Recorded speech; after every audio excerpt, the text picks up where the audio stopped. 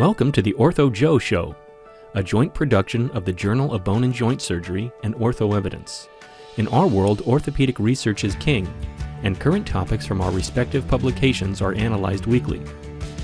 Here is Mohit Bhandari from Ortho Evidence and Mark Swinkowski from the Journal of Bone and Joint Surgery. Well, good morning, Mo. Morning. I am traveling, but I do have my cup of Joe. I just don't have the Ortho Joe mug like you do. I've got my branded content, as always, always. And as I introduce our very special guest for this edition of Ortho Joe, I want to assure Dr. Richards that he will be receiving a custom Ortho Joe mug to enjoy your favorite warm beverage. So it's my great pleasure. I hope I don't have to pay the customs fee on that. I might have to declare its worth. It's priceless. So I don't know how you do that. But. So our guest today is Dr. Robin Richards of Toronto, a native of Guelph, Ontario, farm boy, as I understand it, right? Has had many leadership positions in orthopedic surgery and surgery departments, the chief of orthopedics at St. Mike's, and then moved his career to Sunnybrook, chief of surgery, and also major leadership position. He at one time took over as a very young orthopedic surgeon, a disaster in its making of the World Congress of Orthopedic Surgery that happens every 6 years. It was due to happen in Toronto, and it was a fiscal disaster. And Robin, as a very young orthopedic surgeon, took it over and salvaged the whole thing. But also major leadership positions in the Ontario Medical Association. That's what I want to get into. But so Robin is a leader of leaders, I would say, and he does it by very detailed preparation. And understanding who he's negotiating with, and with the most dry wit of any person I've ever seen. Also, and the last point I would make is that he's a promoter of others. I believe the good Dr. Bhandari was at one point a student under Dr. Richards. So this is our very special guest, Robin Richards. So Robin, can you just give the listeners a sense of what was going on in orthopedics in the province of Ontario when you were dealing with issues that you found creative ways to solve? Well, there was a new government, and What was the year? What was the year, Robin? Oh, it's in the 90s. Okay. I can't remember the exact year, but it was a new government. It was called the Common Sense Revolution, and they got a majority. So it's a parliamentary system. So if you got a majority, you can do anything you want. So they they took away, instead of giving us fee increases, they supported our malpractice payments. They took that away. They put a cap on a clawback system. If you made over a certain amount of fees, they start clawing it back. It was sort of an austerity thing that made it almost impossible to practice, especially if you were in a high-risk specialty like obstetrics, orthopedics, neurosurgery, or general surgery, because we had really high malpractice premiums in relation to the other medical. Well, it's all together as GPs and specialists, so it's all one big pot. So it had a differential effect on specialists versus family doctors, to the extent that I started looking around in other countries, because I couldn't see I could sort of raise 4 kids and do what I wanted to do with this huge clawback situation. So the more you worked, the less you got paid. It was just unacceptable. And I've always thought that you should never accept the unacceptable. So it was unacceptable. That's how it started. And then we didn't really know what to do. So the Orthopedic Association had only about 300 members. So we polled the members to see how far they, how upset they were and how far they were willing to go. And then we hired a lawyer to try and figure out what we could do and what we couldn't do. We were quite selective in who we hired. It was a lady who specialized in, at that time, there was a review committee that if the government said that you overcharged, they would have a review and claw back, funds, your fees. And this was very unpopular. In fact, it eventually was dissolved because a physician eventually committed suicide because of he got an adverse finding. But we hired a lady that specialized in that kind of work. We had to use her quite judiciously because she was like a pit bull terrier. And then we formed something that colloquially was called the Goon Squad. So the sections of general surgery, orthopedics, obstetrics, and neurosurgery got together and decided that we couldn't accept the situation. So that's sort of how it started. This was without any help from the medical association, who thought it was sort of totally okay to work with the government at that time. And how did it turn out? Well, it was 12 months of pretty intense activity. It was very time consuming. It was a whole lot of meetings, and eventually, we met with the leadership of the medical association, and I sort of would always take someone with me that had a cooler head and play sort of good cop, bad cop. And eventually I said to the CEO and the president of the medical association that there was going to be a wrecking ball rolling down the street, which the legislature and at that time the medical association were on the same street. It's changed now. Actually, you could see the OMA office from the legislature. I said, we were getting this wrecking ball. We had the wrecking ball together and we were going to roll it. We just hadn't decided whether we were going to roll it at the legislature or roll it at the medical association office. And if they didn't believe me, I knew that the obstetrics leader was sitting outside because I saw him on the way in. And I knew that they cared a whole lot more about obstetrics than they did about orthopedics. And I said, if they didn't believe me, they could talk to the next chap that was coming in. And make a long story short, they agreed to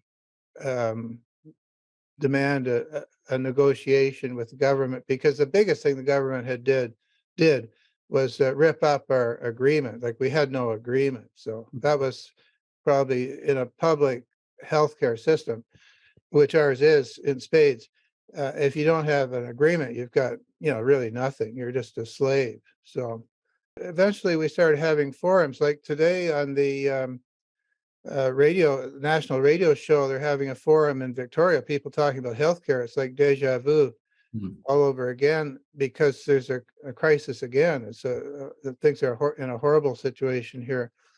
And so we started having those kind of things. It got into the newspaper, and eventually public opinion turned around that it was that the government was causing the problem rather than the doctors. So we got the public on our side. And to make a really to bring it to the conclusion, the health minister, the premier's office called me and said, well, what can be done? I said, it was all cryptic. I said, well, you know what the problem is. So if that problem goes away, then we can talk. And so about 3 days later, the health minister took a walk. Like I said, I'd believe it when I saw it on a photograph or a video. So he took, it wasn't replaced, but he stepped aside for 3 or 4 months while a deal was negotiated. We had a good deal that lasted quite a while, actually. So it was the best of times and the worst of times. So. If I could just jump in and ask a bit more broader question, which is, you've held a ton of leadership roles throughout your career, and I can't imagine there aren't a bunch of early career, some mid-career, folks will come up to you, Robin, and ask a little bit about, taking on leadership roles and insights you have about them. But what do you tell someone earlier in their career who, I guess, has either an delusion, or maybe they're appropriately correct in saying that I really want to focus on administration and leadership as my, focus? How do you guide them in that role?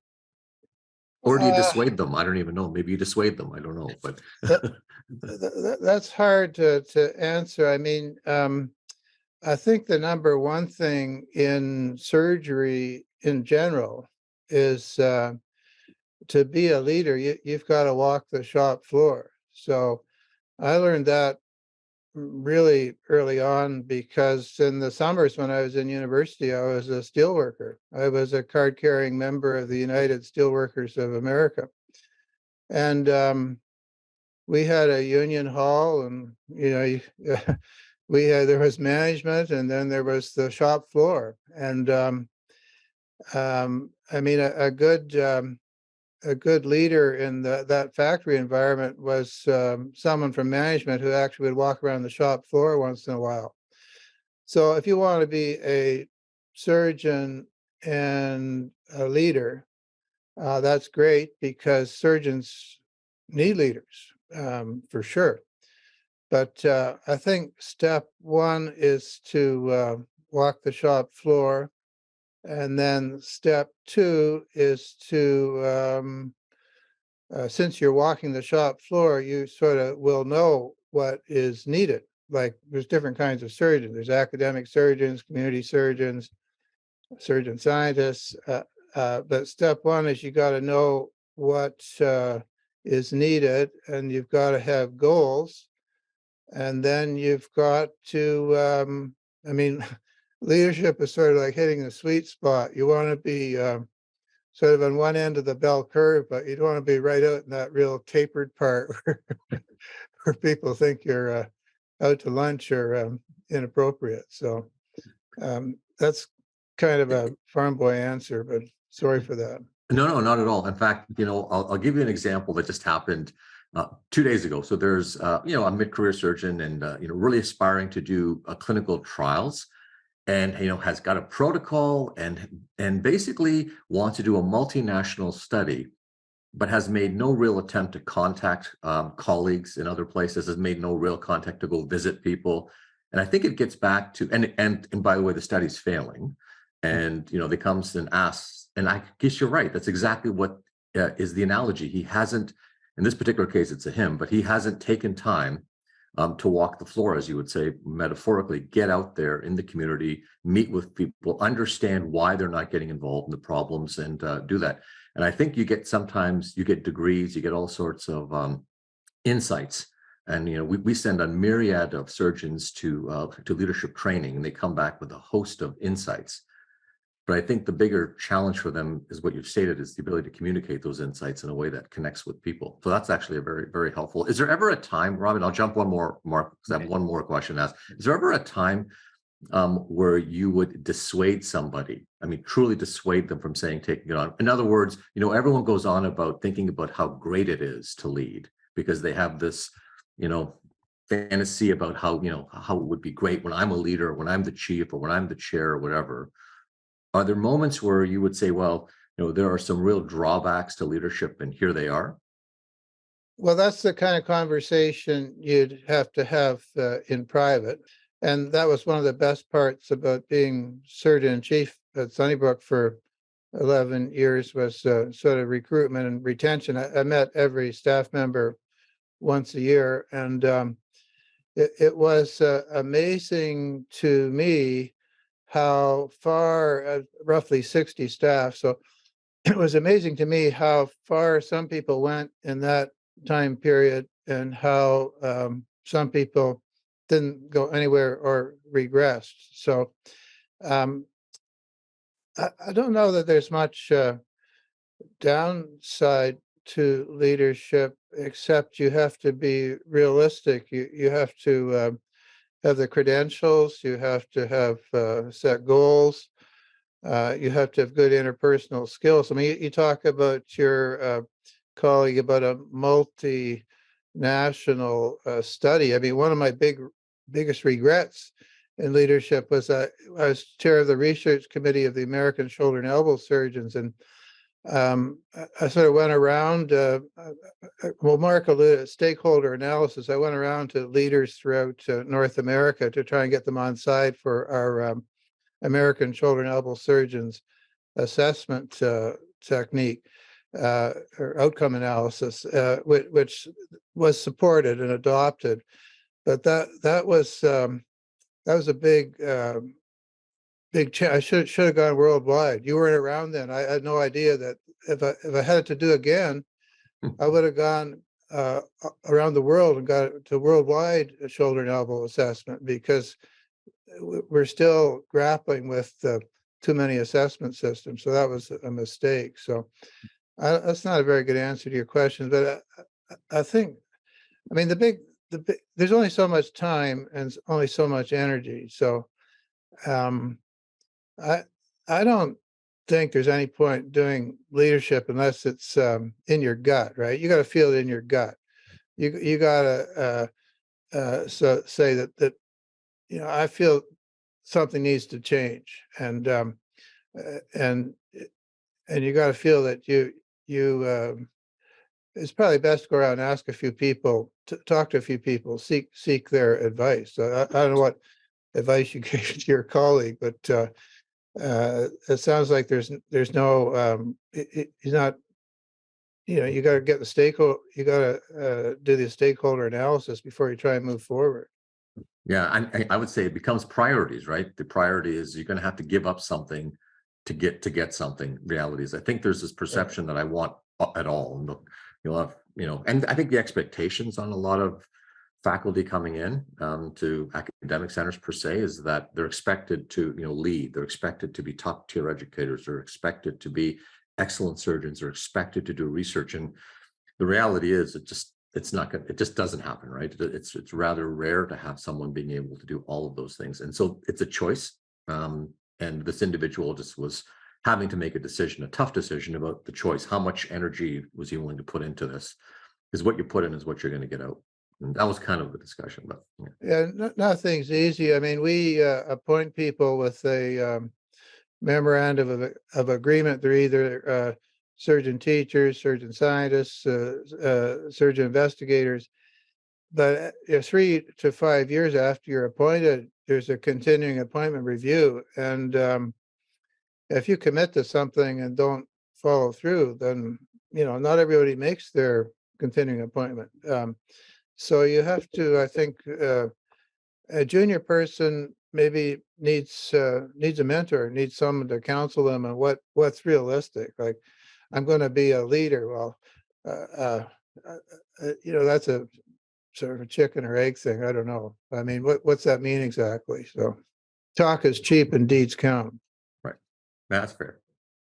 So Mo, if it's okay with you, I'm going to take the last two questions. The first one will be clinical, Rob, and I think it's rather straightforward, but the last one will be about your role as the editor of JBJS Open Access with Eng Lee. But the clinical question, as a shoulder and elbow surgeon, what is the biggest change that happened in, let's say, shoulder surgery during your career? The most positive thing that happened?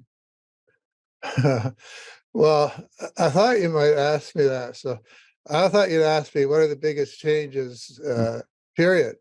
So they're really not that many. I mean, when I started, low friction arthroplasty had just started.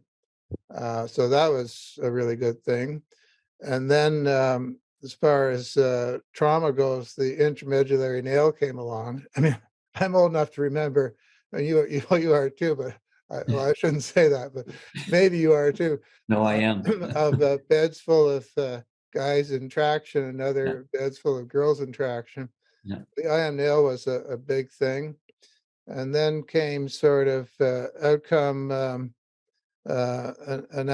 patient-oriented outcome analysis and and evidence-based medicine, multinational studies.